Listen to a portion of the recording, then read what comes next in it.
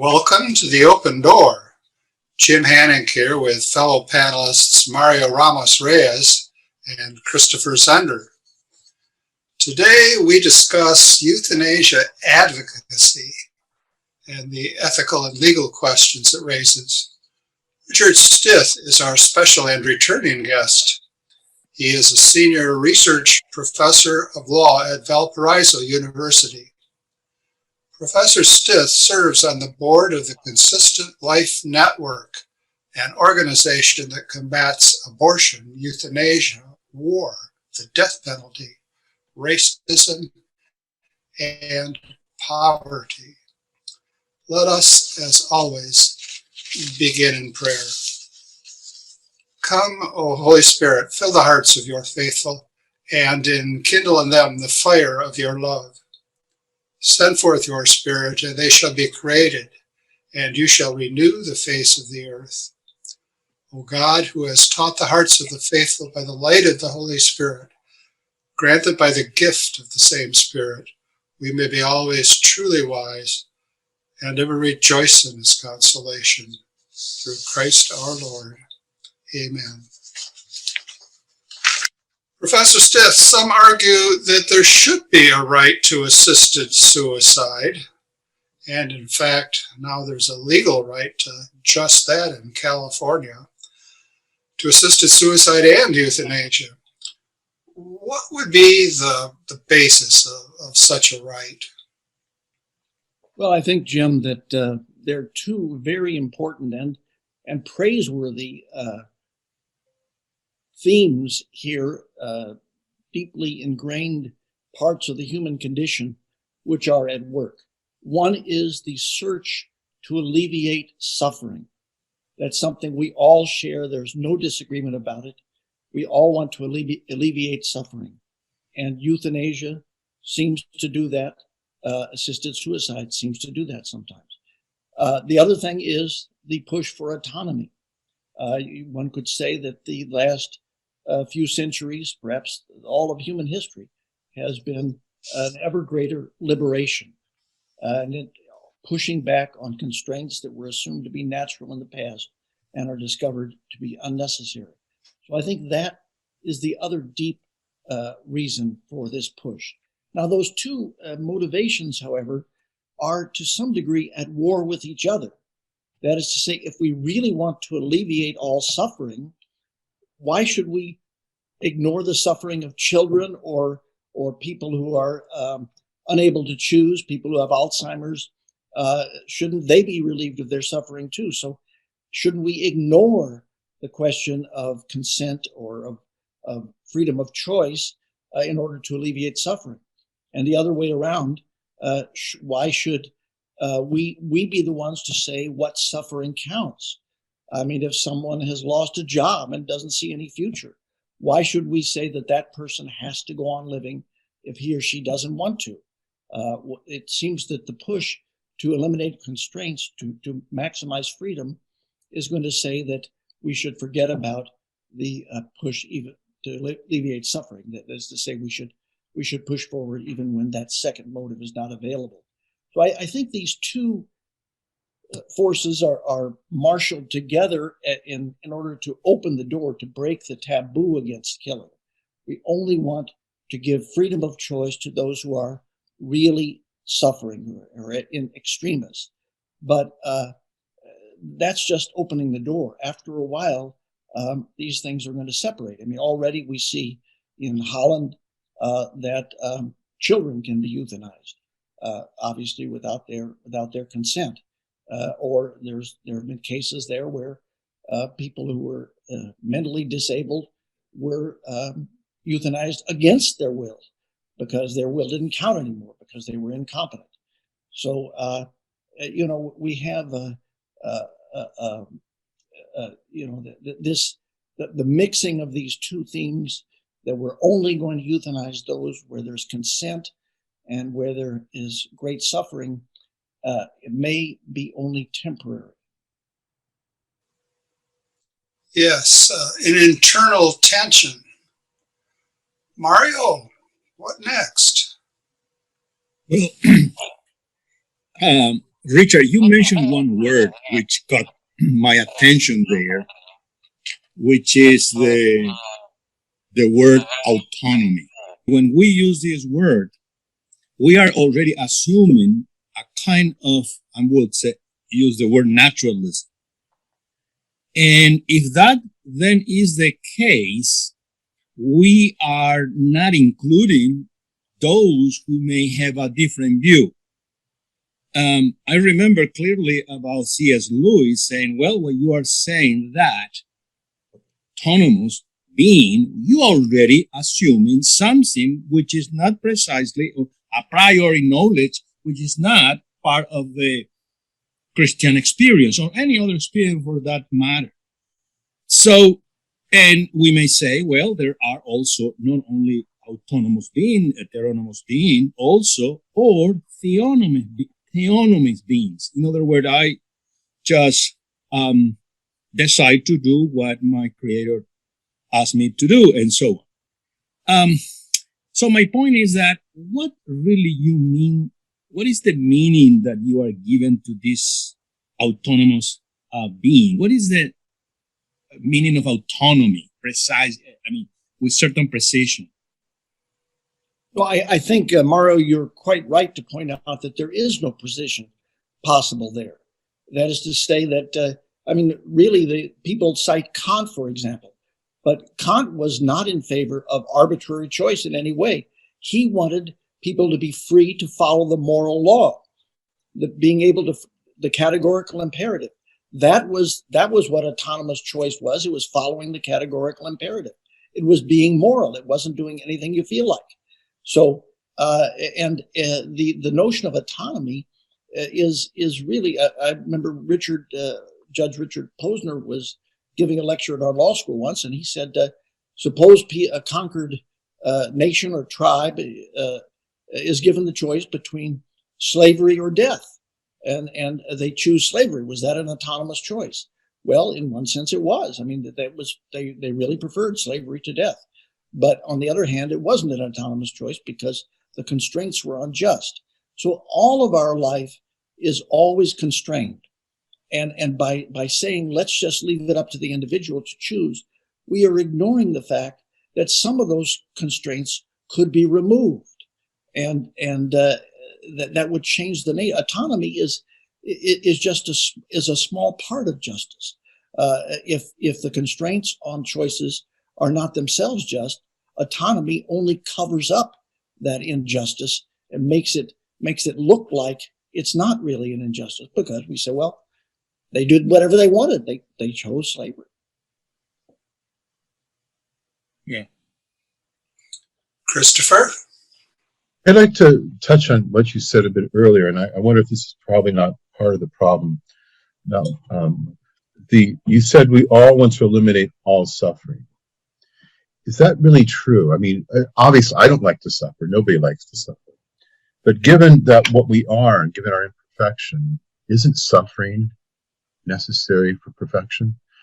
I think of St. Thomas when he talks about providence. He says God's providence includes suffering, or includes evil, and he meant a wide range by the term evil, obviously, but physical evil.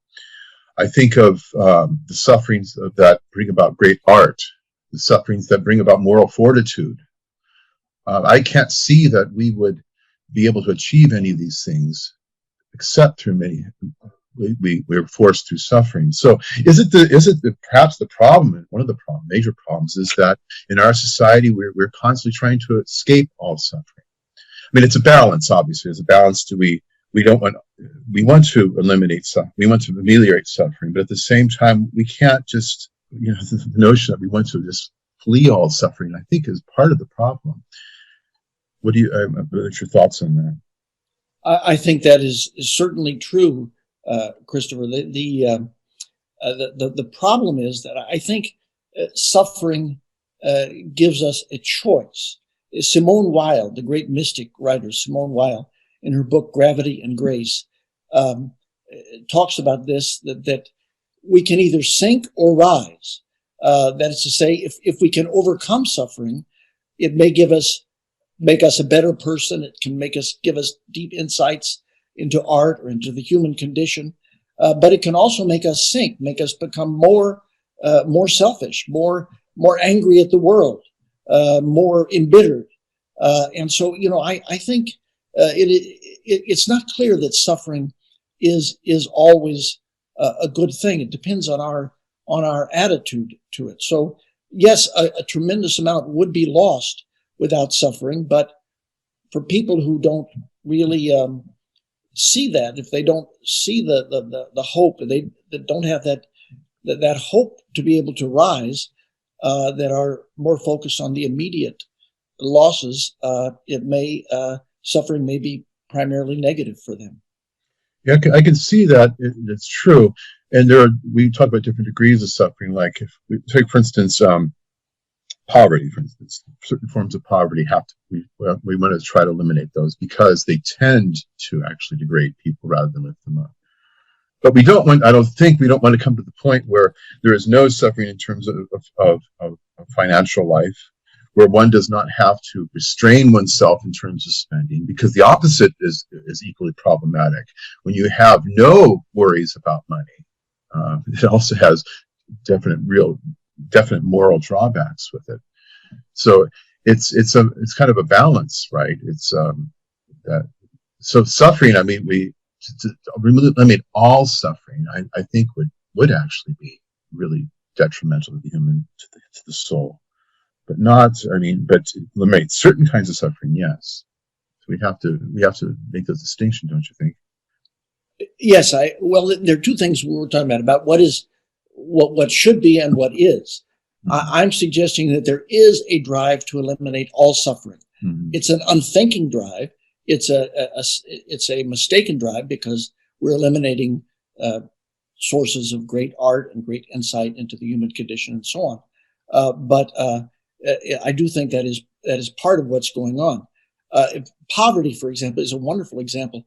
But poverty, I mean, even extreme poverty, if voluntarily embraced, can be a source of great holiness.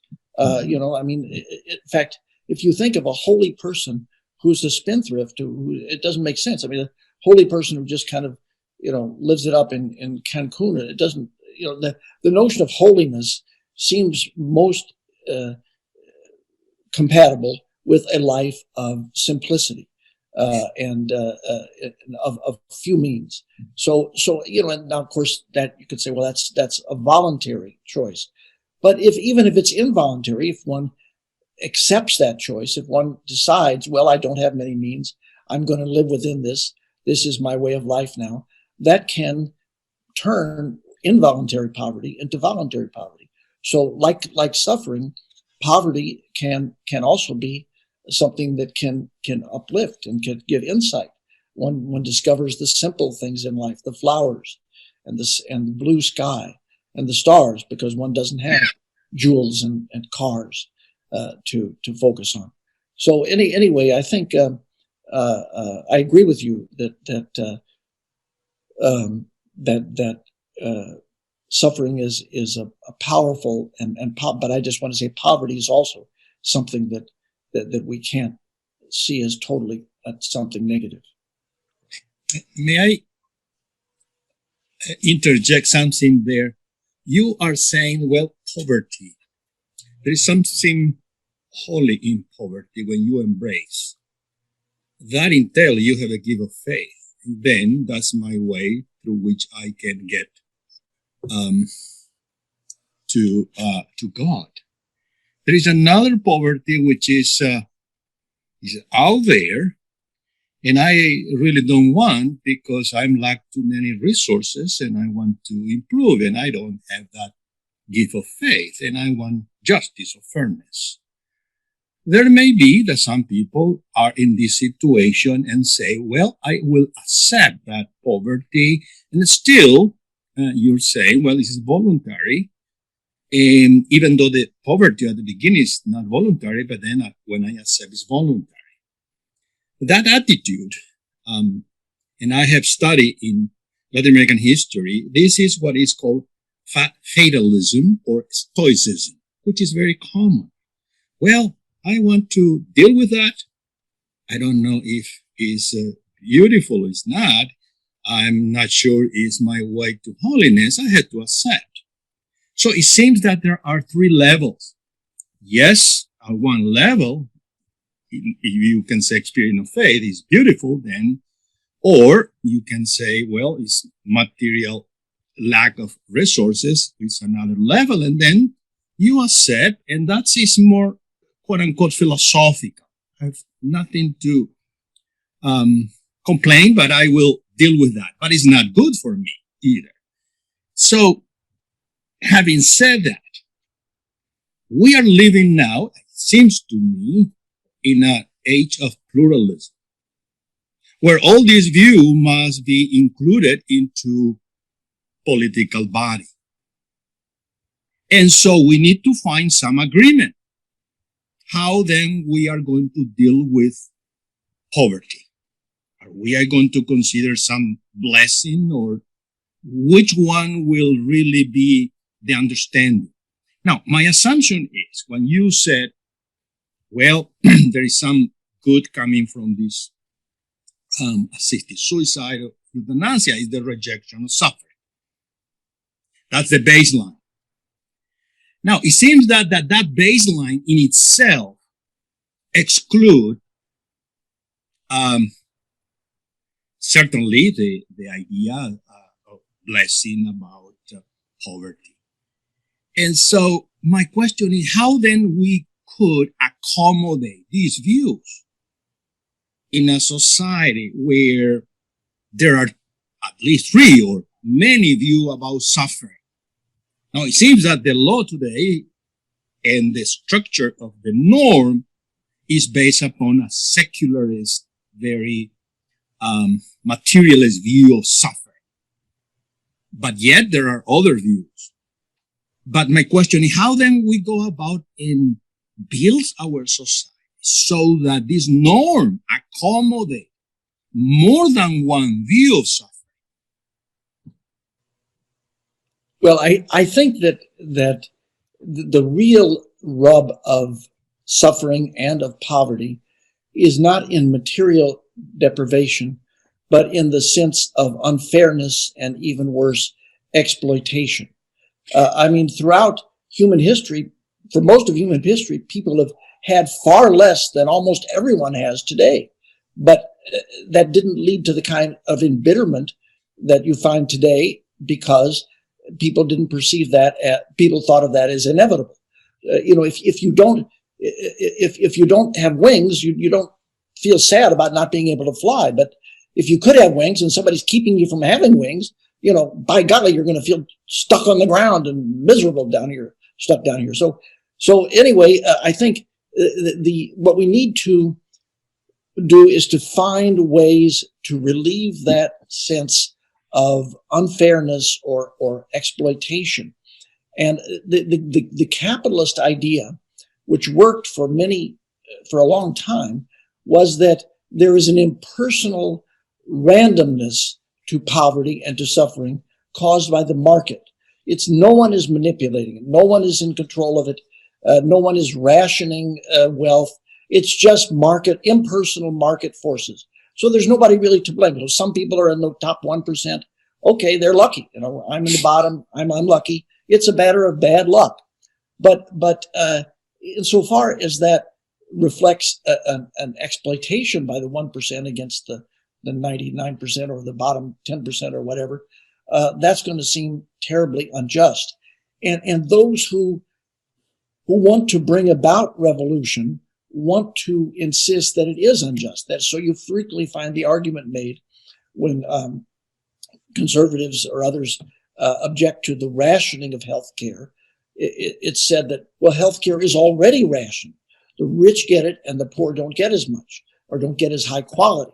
Well, see, that's saying it's not that the rationing idea implies that there's some manipulative overmind there that's discriminating on purpose against some people and not in favor of others instead of just market forces. If that mentality sinks in, of course, any kind of difference in healthcare between the rich and the poor is going to be resented, and we'll have to do something about it.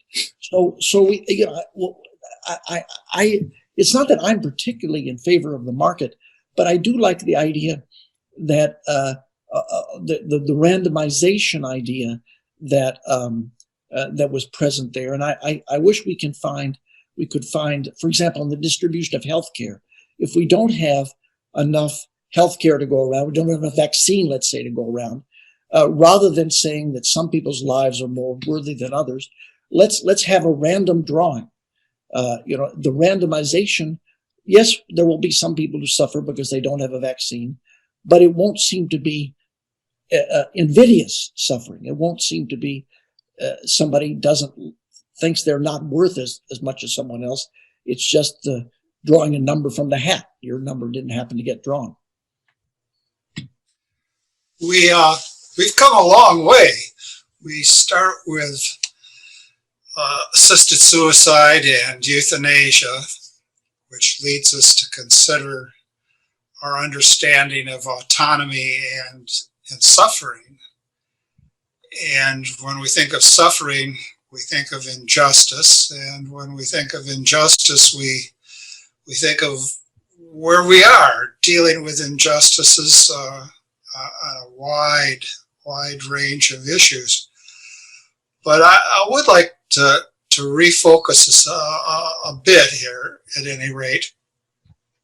Everything leads to everything else, but I would like to refocus on the distinctive suffering of those who are close to death, and what they could make of this suffering. In some cases, of course, and this can be appreciated even from a secular perspective, we can transcend suffering. We can come to see things that we haven't been able to see before, and appreciate things that we haven't been able to appreciate before. But there comes a point for a good many people when, at that time at least, and for the foreseeable future, they can't transcend suffering. The Christian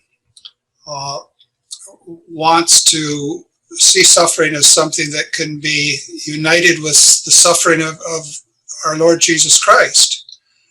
But at some point, for many people, there can't be the willing to make one's own suffering united with the suffering of Jesus.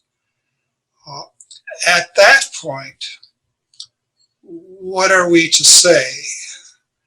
I think we can say something, especially we can say something as Christians, but I open that up to you, Richard, and to you, Mario and Christopher.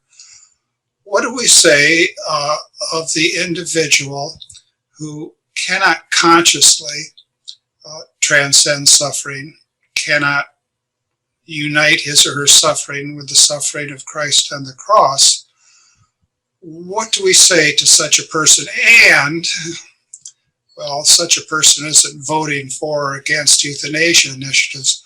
What do we say of that terrible predicament to the great many people who fear that they will find themselves in that situation of suffering but being unable to transcend their suffering? Well, I think, Jim, the most important thing is to say that their being, the person who is suffering, is not the evil that we want to eliminate. We want to join with them in doing our best to eliminate the suffering, and it's not just any suffering, it's really miserable suffering that you're talking about here, that no matter what they're going through, that doesn't make them worth anything less. There is, in other words, we want to appeal to the strong sense in Christianity and in the modern world of equality. that someone who is bedridden is worth just as much as someone who can walk around. It's the disability in suffering, the inability to go on with life, that is often, and the sense that therefore I am not worth as much, which is a lot of the impetus to get out of here, to die, to not be an imposition anymore. So I think we need to marshal our forces, and I do think there's hope for this among both religious people and secular people on the right and on the left, to say that your basic human dignity doesn't change. The problem is, that without that religious belief, I mean, in the old days, somebody who was a slave could say, well, I'm still equal in the eyes of God, and so slavery is really miserable, but it's, I don't lose my self-respect because I'm a child of God just as much as the king is. But of course, once that's gone, it seems like our dignity depends on what society thinks of us. And so we've got to really try to substitute, as a society, we've got to substitute the undergirding of self-respect in a way which we didn't have to before, when there was this strong belief in God to undergird self-respect. But what do we do? I think there's another tendency, isn't there? It's not simply a lack of self-respect that might lead to something like euthanasia or the desire to take one's own life. It's also, maybe in many cases, a sign of deep self-respect. I'm thinking, for instance, like the Romans who would kill themselves. Cato didn't want to be carried in a procession of triumph under Caesar. I want to sort of appeal. I mean, to be honest with you, I mean, my pagan heart in some ways understands why someone would want to avoid the indignities that are associated with many kinds of suffering. And it's because of maybe my personal pride or the sense of my own self-worth that I don't want to be put in that kind of compromising situation. I don't want to be subject to that kind of humiliation. So in that case, I think there is a strain, at least amongst people who support euthanasia, of a sense that this is, no human being ought to live this way, and therefore every individual should have the right to be able to end his life in order that he would avoid living in this manner.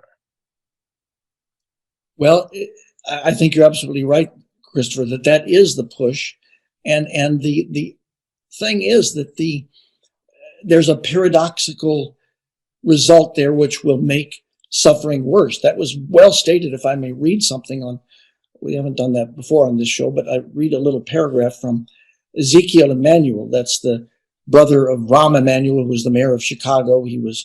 Ezekiel Emanuel was a very prominent healthcare advisor under the Obama administration, and is still very prominent on the left. And he wrote in the Atlantic some years ago, broad legalization of physician-assisted suicide and euthanasia would have the paradoxical effect of making patients seem to be responsible for their own suffering. Rather than being seen primarily as the victims of pain and suffering caused by disease, patients would be seen as having the power to end their suffering by agreeing to an injection or taking some pills. Refusing would mean that living through the pain was the patient's decision, the patient's responsibility. Placing the blame on the patient would reduce the motivation of caregivers to provide the extra care that might be required, and would ease their guilt if the care fell short. There's an even deeper paradox spinning off from what Dr. Emanuel has said. And that's this: as the benefit that our disabled grandmother receives, as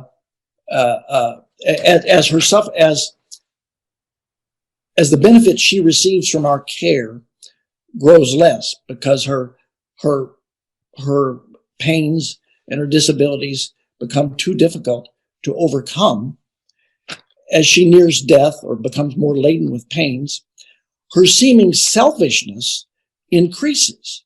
That is to say, she's insisting that we give her more and more care to less and less effect. By golly, I mean, she's using up all the kids' college money to get very little for herself. And eventually, at some point, we as outside observers, and this is something that's been documented many times, that non-disabled people frequently say, I could never live that way. But disabled people say, no, overwhelmingly, my life is still worth living, because they discover these things that make it still worth living. The little things that we non-disabled people don't see, they see, and still gives meaning to their lives. So, but we as external observers are going to say, oh my gosh, she's getting no benefit out of her life, but she's still selfishly imposing on the rest of us. But now it's not just selfishness, it's irrationality. She's a fool. She's just causing her own self pain. We should relieve her of this wrongly burdening of herself. So there's going to be this pressure. And if she goes on and still resists assisted suicide, people telling her, despite people telling her you're crazy not to take this easy way out, look how much you're suffering. If she goes on and resists, she's going to die with feeling that those people around her have lost sympathy with her, that she's a selfish person, and she's going to feel guilty about having taken the kids' college money or the grandkids' college money.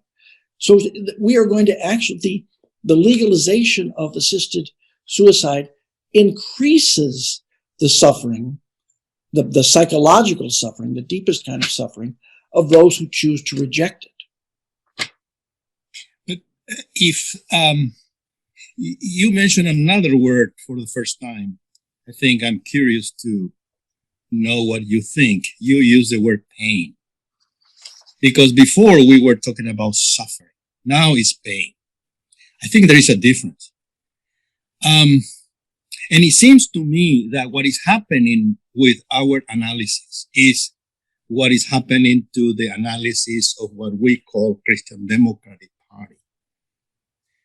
That is, that we can talk a lot about dissecting arguments, setting policies, more fair, more just, and things of that nature, without addressing, I think, the fundamental topic here, which is how we as a community get to that point of fairness. Fairness in law is not going to come out of nowhere. It is going to come up out of a community. So why then people don't want to suffer? Because people are not loved. It's simple. And if people are not loved, it's because we, in singular, do not love. And so why then people, today we don't have a Christian Democratic Party?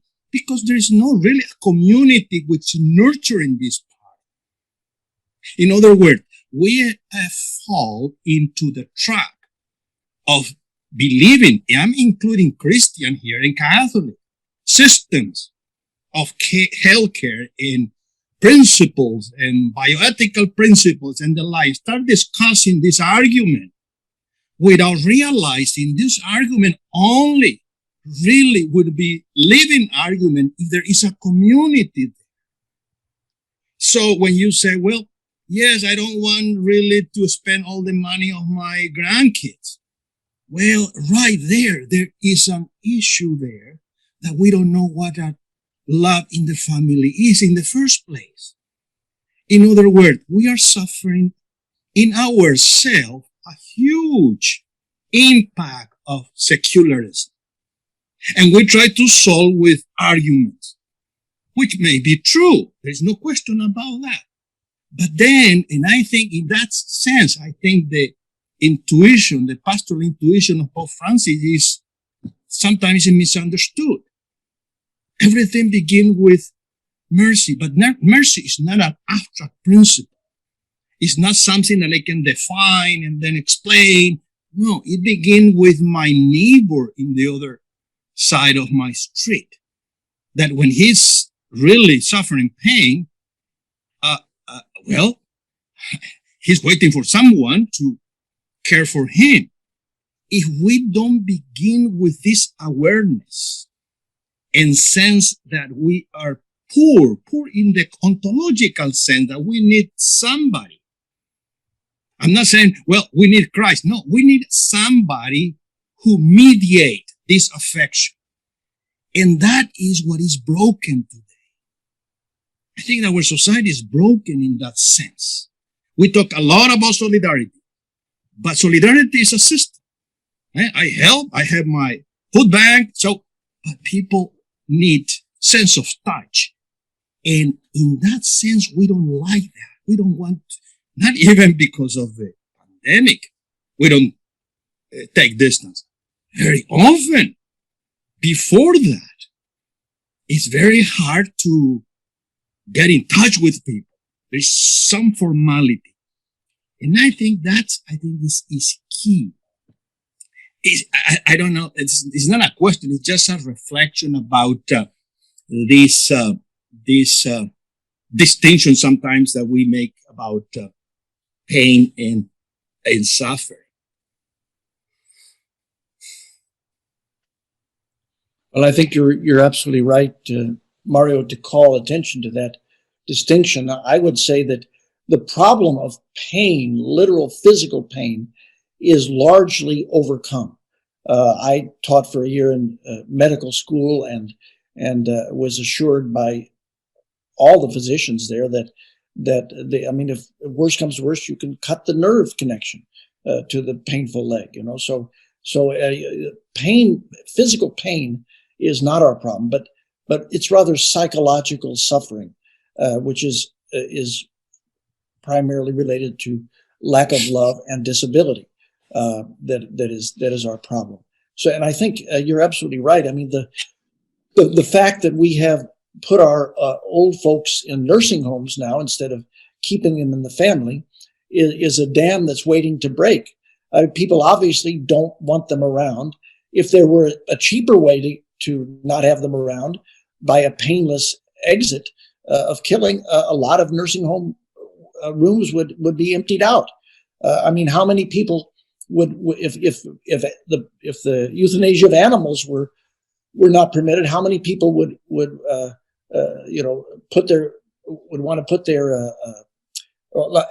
how many people put their animals, their pets, into kennels rather than killing them if they become disabled?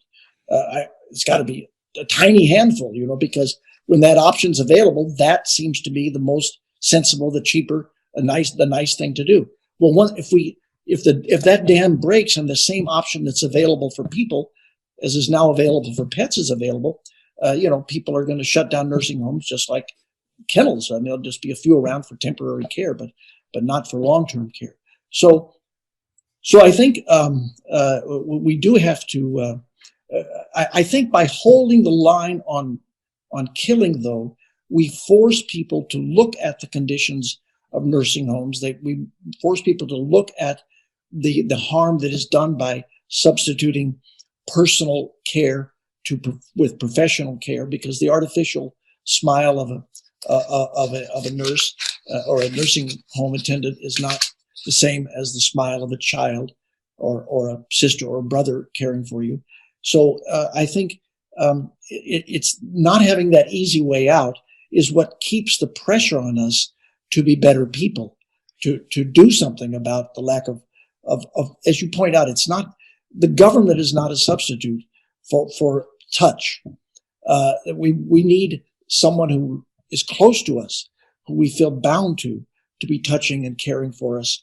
And that's what we have to recover. Just one comment, Richard. You visited Paraguay.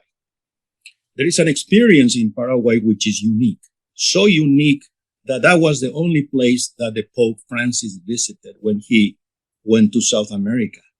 The only private, quote unquote, enterprise or proposal, if you will. And that is a clinic which were built in a parish in Asunción. The parish is called San Rafael. And the priest who is running for many, many years, Aldo Trento, an Italian priest, is unique. I think is the Mother Teresa of the 20th century, the 21st century. Right there, you have behind, in the parish, you have a clinic of people who are dying, and he pick up these people from the street. And when you go there, because I work with him a few times in journalism, when you go there, it seems that heaven and earth are there, and people are dying joyfully. Now, what is the point there? In the same parish, you have a high school, you have elementary school, you have people around, and then people dying. And so you can see people who, there are funerals at the same time, kids are playing in the backyard. So reality is one there. So some people who are shaped by modern way of living say, hey, you shouldn't show this funeral to these kids. They are playing here in the elementary school. But the point is, well, but death and suffering, when it's meaningful, has a unity.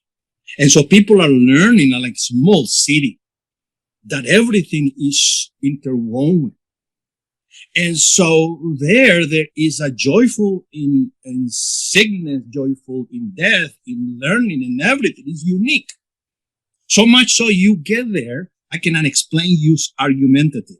It's just an experience. You say, that's what is called the Jesuit missions. That is unique. Now, is the government which is running this? No. That is what is called technically subsidiarity. We are the one who are close to the people. And we are building, you can use this term, a Catholic city.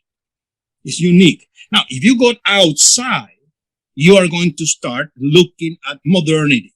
We divide people. Well, hospital, for senior living houses. And then that's funeral is far away. And so we divide everything because we try to instill our own individuality, autonomy. But if we do that, we are missing what? What is the human experience, that we are social beings. And I think, to me, was a lesson how to, what we call, rebuild civilization without any political project. And I think to me, it's incredible. Again, Pope Francis, when he go there, the only place he want to go and see with his eyes. And I think it's in terms of the meaning of life at the end, people are suffering. People are suffering physically, and people who are completely discarded because people are being picked up on the streets. I think is unique. Well, that is an inspiring experience there, an example. I think, there's a lot that goes into that, though, Mario. The Catholic ethos there that surrounds having children in a playground next to a funeral home, is a wonderful thing, that integration. But I think of Aldous Huxley's 1984, which used proximity to death for the opposite purpose, to make us more hard-hearted. The children were encouraged to go and eat ice cream cones next to somebody's while they were dying, and to be licking the ice cream cones and just kind of treating death as a trivial thing, so they wouldn't be have any qualms about killing or being killed in the future. So I think that is inspiring, and that is kind of an ideal we would want to work for, but it takes more than work. It's even if we reintegrated nursing homes into daily life more, that wouldn't necessarily by itself solve the problem. We might be more just like Aldous Huxley argued. Let me look at this from all our perspectives. And I'll begin with something that the well-known ethicist Gilbert Meilander said. He said, "I want to be a burden to my children."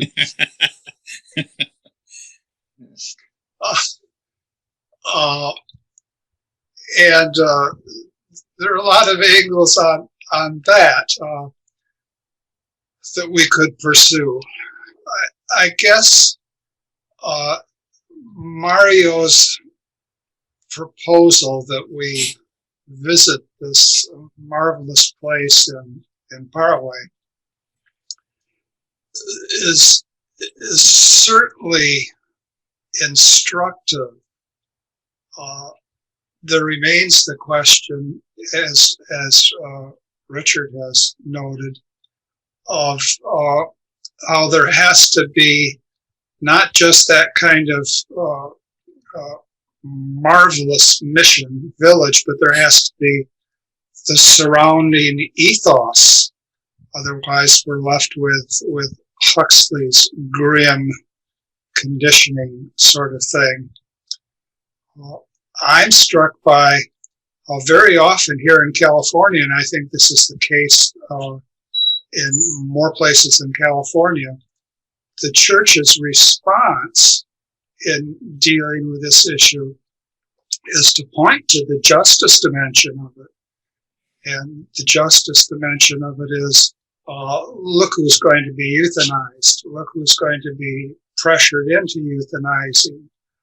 Look what insurance companies will support and what insurance companies won't support. Subtext, doesn't that make you nervous? Doesn't that make you nervous? And someone might say in response, well, we're going to build in safeguard after safeguard after safeguard. And someone says to them, that's what they said in the Netherlands, and that's what they said in Belgium, and that's what they said in Canada. But now Canada is even discussing a bill that would allow for euthanasia for the mentally ill. So we've got euthanasia seen in the context of justice. And then I always want to think, let's go to the hardest of hard cases and see what we have to say there. And the hardest of the hard cases seems to me to be the person who cannot transcend because of suffering and pain and unconsciousness, cannot at this point transcend the suffering, cannot at this point transcend the pain if there is pain. And what do we say to ourselves if we fear being in that position? And we even can make the case harder. We can have the person who cannot accept our sense of solidarity because the person isn't aware of our sense of solidarity. Perhaps the most the person can say is something along the lines of, in one way or another, won't you please just leave me alone? And then I think, what do we say in that kind of case? And I think so much has to be said ahead of time. We as Christians, here and now, can offer all the suffering of the future that we will undergo.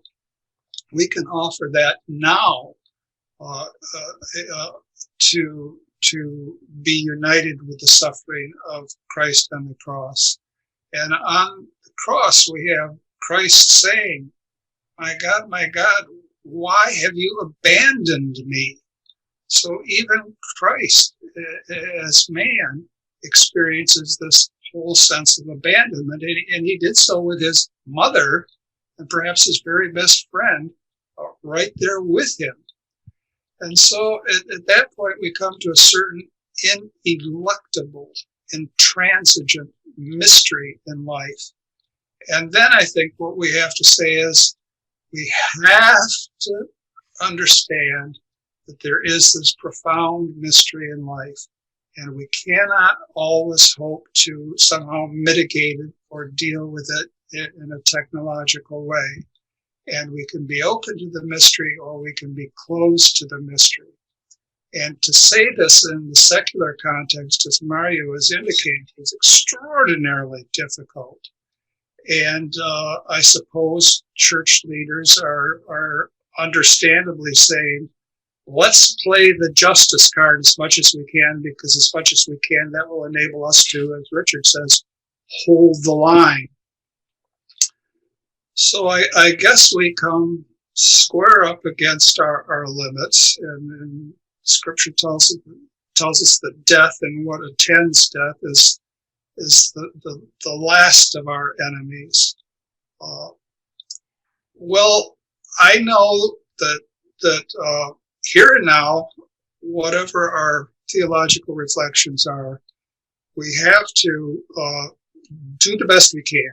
And I wonder, before we run out of time, if Richard, you could tell us what we need to know about legal strategies here and now that we can draw on while we're doing all our philosophical and theological thinking. Here and now, what can we do to safeguard human life? Well, there's so much you've just said that's worth commenting on. Jim, let me just start at the back end. I think what you described the bishops in California as doing is the primary response we should have. That is to say, issues of justice. The way I think the best argument against physician-assisted suicide or euthanasia is that, look, the disabled and the old are already vulnerable and subject to great discrimination. People are not giving them their fair share. Why would we think they would be treated better if they're given a greater vulnerability? I mean, basically what the assisted suicide people say is, put a gun next to your bed along with a suicide note so you'll have freedom at all times. That's making you really vulnerable, not only to somebody who will put pressure on you to go ahead and use that gun. The suicide note is giving yourself permission, but it's to someone who will take the gun and shoot the person and then say, hey, they did it to them, lie and say, but the suicide note proves that they did it themselves. So, I mean, it's because see, the way the law is set up is it takes there's a lot of red tape in getting permission to do assisted suicide. But once you've got that permission, you're given the deadly drugs, and there's no supervision when you take the deadly drugs. So it's like giving someone a gun and a suicide note and putting it next to the bed. That's tremendously imperiling these people. So what I would say is, before we take that step of putting these people in tremendous peril, let's work on the inequality. Let's work on the discrimination. Let's work on the injustice that is now that old and sick and disabled people are now subject to. If we can do something about that, if we can strengthen them, if there were some way to have not that this would be that easy to do, but some kind of a trade union of disabled people so they could fight back if one of them were euthanized. If we could put into place structures that would right now make sure that people have a free choice over much of their lives, despite their disabilities and their age and their infirmities, then maybe we could consider giving them a choice over their death as well. But to give them a choice over their deaths when they don't have a choice over their lives is obviously just asking for tremendous injustice and trouble. So I think that's the strongest argument that we have, and I think that's an argument which really appeals to the left. I would say in fighting against assisted suicide, we shouldn't talk about the sanctity of life, except in a few contexts. I mean, there's certain places we talked about before where the left is for the sanctity of life, mainly in the case of opposing the death penalty. I mean, if euthanasia ever becomes a right, forget about abolishing the death penalty. Lots of people are, I mean, somebody may say, I'd rather die than spend 10 years in prison. Even a minor prison sentence may become de facto a death sentence, because the person is going to say, okay, kill me now, because I don't want to go to prison and lose my wife. She's going to go off with somebody else while I'm in prison, So, it's going to reinstitute the death penalty. Well, the left is against the death penalty. So if you point out that by saying you can have euthanasia, assisted suicide to eliminate almost any kind of suffering, you're going to be reinstituting the death penalty. So anyway, what I would say is concentrate on those places where the left is standing up for the sanctity of life, or the left is standing up for equality, for human dignity, and focus on that, because the right, the conservatives, still have this sense of taboo, this sense of the sacrosanct nature of life, that one should never kill an innocent person for any reason as an absolute. So let's focus primarily on those arguments that appeal to the left. Last thoughts, Christopher? Well, it seems that you're suggesting then is that we're not going to be opposing euthanasia in principle, but we're just going to try to ameliorate its application. No, I'm saying it's better to say we'll talk about whether or not we should oppose it. It should be in principle opposed after we've eliminated injustice and inequality. I don't know that can ever be done. Maybe it can never be done, and then that will mean we don't ever have euthanasia. If it can be done, then, because what I see, Nietzsche said years ago, and I think this is what is at work in the background. He wrote prophetically, really, to go on vegetating in cowardly dependence on physicians and machinations after the meaning of life, the very right to life, has been lost, that ought to prompt a profound contempt in society. And Ronald Dworkin, perhaps the leading legal thinker of the end of the 20th century, echoed Nietzsche, saying that we are distressed and even disapprove of someone who neglects or sacrifices the independence we think dignity requires.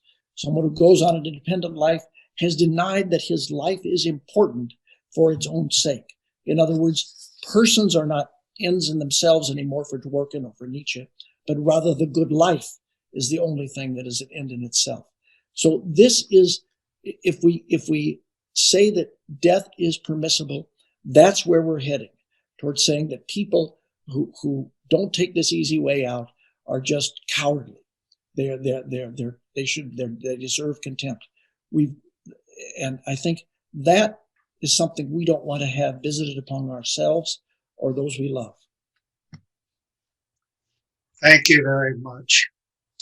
As always, we end with the gospel for today. This is from Luke. While still more people gathered in the crowd, Jesus said to them, This generation is an evil generation. It seeks a sign. But no sign will be given to it except the sign of Jonah. Just as Jonah became a sign to the Ninevites, so will the Son of Man be to this generation. At the judgment, the Queen of the South will rise with the men of this generation, and she will condemn them, because she came from the ends of the earth to hear the wisdom of Solomon. And here is something greater than Solomon. At the judgment, the men of Nineveh will rise with this generation and condemn it, because at the preaching of Jonah, they repented. And there is something greater than Jonah here. The gospel of the Lord. Come, Lord Jesus, come.